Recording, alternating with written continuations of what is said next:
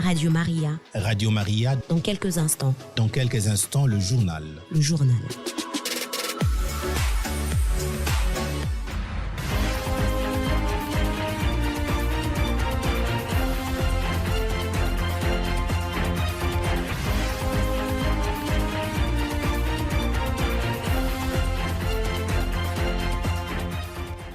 Mesdames, Messieurs, bonjour et bienvenue à cette nouvelle édition du journal, mise en onde par Willy Kalombo, Nelly Kabena à la coordination, Jean Kassongo, c'est bien moi à la présentation. Tout de suite les titres. Les évêques membres de la conférence épiscopale nationale du Congo Senko en sigle seront reçus pour une visite ad limina le jeudi à Rome.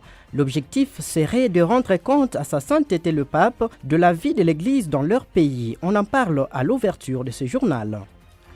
À Fongourumé, un vent violent a secoué une chapelle le dimanche au quartier Kabila 2. Bilan de cette situation macabre, aucune perte de vies humaines. Toutefois, les dégâts matériels sont importants. À toutes et à tous, bienvenue et excellentes conditions d'écoute.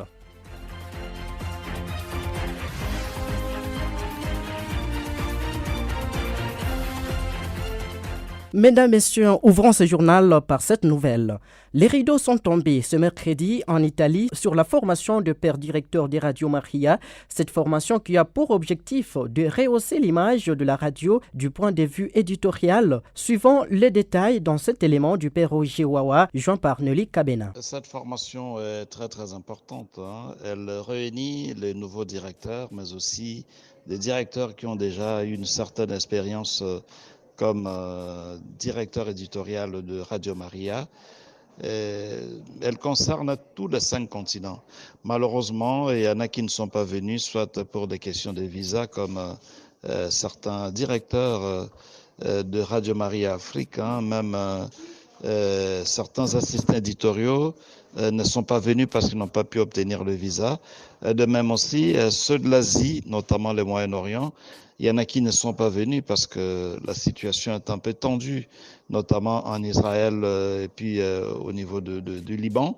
Ce qui fait que le directeur de Radio Maria Nazareth, qui aurait dû être avec nous, n'a pas pu faire le déplacement jusqu'ici. Mais ceux qui sont là sont bien servis parce que la formation porte d'abord sur les valeurs de Radio Maria, sur l'historique. Ce matin, le père Livio Fansaka, qui travaille dans cette radio depuis plus de 30 ans, nous a entretenus sur l'historique de Radio Maria. Comme on dit, l'histoire c'est la maîtresse. Si on veut mieux connaître la vie et tirer des leçons il faut connaître l'histoire. Alors il nous a entretenus sur l'histoire de Radio Maria, comment c'est né, comment il a commencé à travailler dans Radio Maria, comment Ferrario, de Heureuse Mémoire, fondateur de Radio Maria, est venu dans cette radio pour apporter un nouvel essor, un nouveau souffle, et surtout comment est née la grille des programmes, et tant d'autres aspects importants qui peuvent nous permettre de mieux comprendre Radio Maria pour mieux servir la Vierge Marie.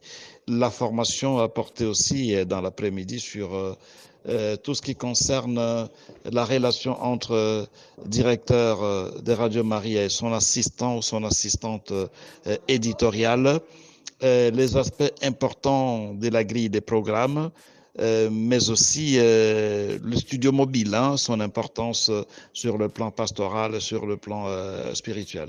Donc voilà un peu, nous sommes là pour essayer d'encadrer cette équipe, qui est une très bonne équipe, très équilibrée, avec des directeurs venus de l'Asie, de l'Amérique, mais aussi de l'Afrique, voire de l'Europe, notamment de la Lituanie. Et c'est une formation organisée par le secrétariat éditorial international de Radio Maria, qui comporte en son sein 4 membres. Il y a d'abord le père Livio Fansaka lui-même, directeur de Radio Maria en Italie et le directeur responsable de tous les directeurs de Radio Maria à travers le monde. Il y a Madame Michela qui fait partie de ce secrétariat international de Radio Maria, et puis Jean-Paul Caillora, qui fait partie de cette équipe aussi, et moi-même qui vous parle, nous faisons tous partie du secrétariat éditorial international de Radio Maria, et c'est cette structure, ce secrétariat qui a organisé cette session de formation pour les nouveaux directeurs et pour quelques directeurs qui n'ont jamais visité Herba ou encore le siège de Radio Maria Italie, là où tout a commencé.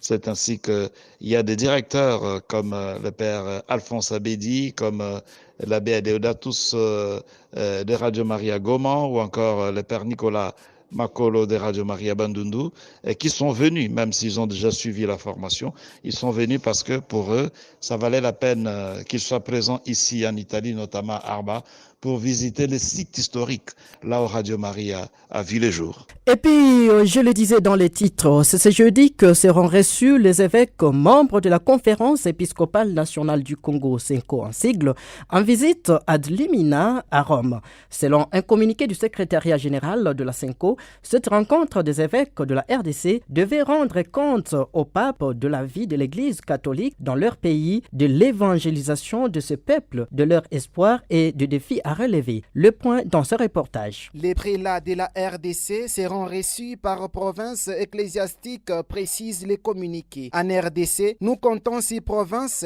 dont l'ACPL entendait Assemblée de la province ecclésiastique de Lubumbashi. C'est notamment les diocèses de Kolwezi, les diocèses de Kongolo, les diocèses de Manono, les diocèses de Kamina, les diocèses de Kilwa-Kasenga, de Sakana-Kipushi, ainsi que l'archidiocèse de Lubumbashi. La source ajoute que le pape François a profité de cette visite pour raffermir les évêques de la RDC dans leur mission, en les encourageant d'aller de l'avant en dépit des difficultés qu'ils peuvent éventuellement rencontrer. Ensuite, les hôtes du pape se rendront également dans les différents dicastères romains. Comprenez le ministère du Vatican pour rencontrer leurs titulaires. Ce sont les ministères qui font le suivi des directives prises par les sièges apostoliques. Les évêques congolais se rendront enfin prier sur les tombes des apôtres Pierre et Paul en vue de solliciter leur intercession pour la bonne gestion de leurs diocèses respectifs. Changeons les chapitres. L'archidiocèse de Lubumbashi, en collaboration avec la Fraternité de sacerdoce de Lubumbashi, FCDI, en sigle, a organisé ce lundi à l'Ikasi un atelier de formation sur le thème l'éthique de responsabilité dans l'exploitation du sol et du sous-sol, socle de la justice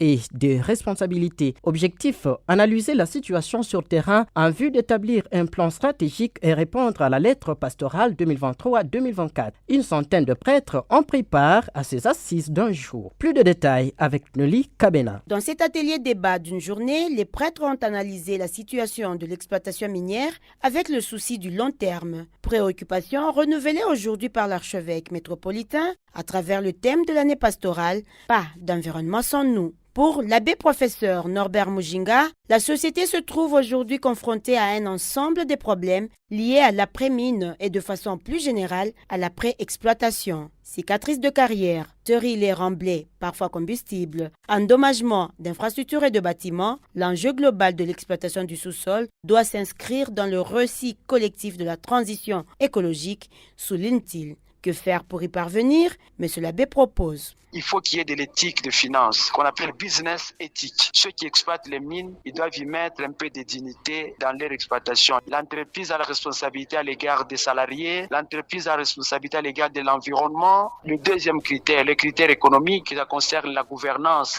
On ne gère pas les hommes comme on gère les animaux. Un des spécialistes, le professeur Kimouni, nous a proposé des arbres fruitiers qu'on devait planter. Il a parlé des acacias. Pour résoudre la question des marécages, il a souhaité de mettre des arbres qui absorbent de l'eau. Moi-même, j'étais content de la participation de tous les prêtres. Je remercie Radio Maria pour les coups d'œil. Il faut que les chrétiens arrivent à comprendre que la question de l'environnement nous concerne tous.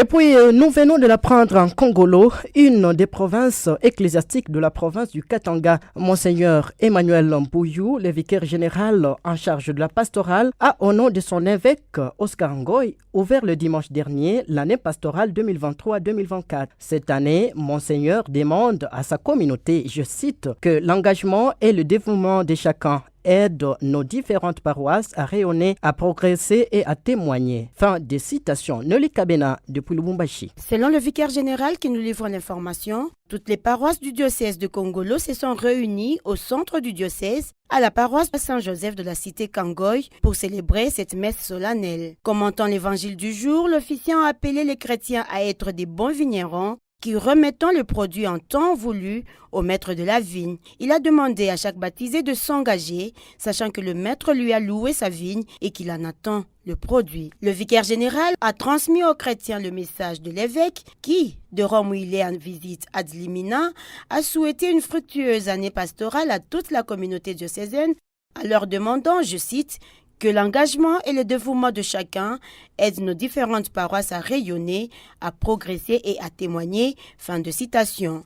Au cours de cette Eucharistie, 31 enfants ont été baptisés pour marquer le début effectif des activités pour cette année pastorale. Et puis, une nouvelle congrégation religieuse a vu le jour dans le diocèse de Sakanya-Kipushi. Il s'agit de la congrégation des sœurs carmélites missionnaires de Sainte Thérèse de l'Enfant Jésus. C'est Monseigneur Gaston Rouvesi, ordinaire du lieu, qui les a présentés devant toute l'Assemblée lors d'une sainte messe du 29 septembre dernier à la co-cathédrale Sainte-Barbe. Plus de détails dans cet élément. Pour rappel, la congrégation des carmélites missionnaires de Sainte-Thérèse de l'Enfant Jésus est présente en Europe, en Asie et en Amérique. En Afrique, elles travaillent en Tanzanie, Kenya, Ouganda et en RDC, elles sont présentes depuis le mois de septembre dernier. Elles sont entrées par la porte de Kasumbalesa dans le diocèse de Sakanya-Kipushi, a indiqué Monseigneur le vicaire général en charge de la pastorale. La même source indique que ces carmélites missionnaires annoncent le Christ mystique par un amour intense envers Dieu et le prochain. On écoute Monseigneur Gaston Kibilo. Elles s'investissent dans l'éducation, la santé et l'attention aux nécessités. Elles sont aussi ouvertes aux signes des temps. Rappelons qu'en RDC, les carmélites missionnaires viennent s'ajouter à une dizaine d'autres congrégations. Pour l'heure, elles sont installées à Kipushi en attendant la fin des travaux réalisés à Kasumbalesa, a conclu Monseigneur Gaston Kibilo.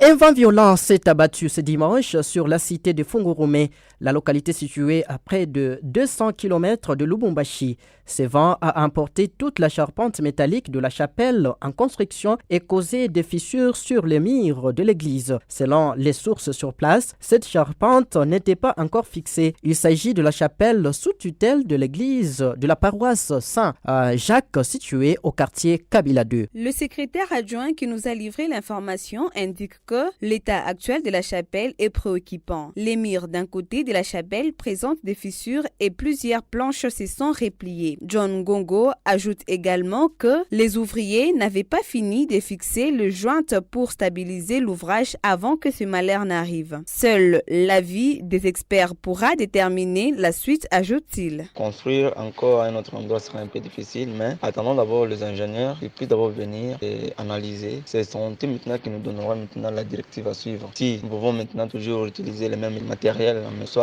prendre d'autres choses. Voilà, au moins ça. Sinon, nous attendons les ingénieurs. Ce sont eux qui nous donneront un peu la disposition pratique que nous pouvons prendre pour reconstruire notre église. La chapelle en construction attend près de 3000 fidèles. Elle est en matériaux durs et est affectée à la paroisse Saint-Jacques. Les travaux sont financés par le chrétien et ceci devra durer 2 ans. C'était le reportage de notre consoeur Déborah Mwanki. Les habitants des villages Samboa et Makolo à Kafubu dans le diocèse de Sakanya-Kipushi se félicitent de la transmission nette des programmes de Radio Maria dans leur diocèse. Interrogé, M. Albert a indiqué que ces émissions sont sans interférence. Cette situation est due à un nouvel émetteur de 2000 watts et par rapport à l'apport de Radio Maria dans cette province ecclésiastique, les émissions des prières, les enseignements, surtout des catéchèses et surtout les cantiques. Ils sont joints par Vanessa Kapapa. Radio La Radio Maria nous aide à écouter les enseignements.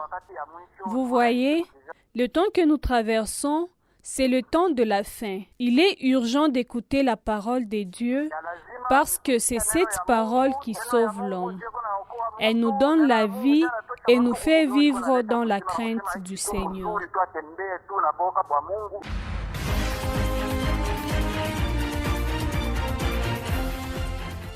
Voilà, fin complète de cette édition du journal mise en ordre par Willy Kalambo, coordonné par Nelly Kabena. Quant à moi, je suis Jean Kassongo qui vous ai présenté cette édition du journal. Tous ensemble avec l'équipe rédactionnelle, nous vous disons merci et restez toujours à l'écoute de nos programmes. Au revoir.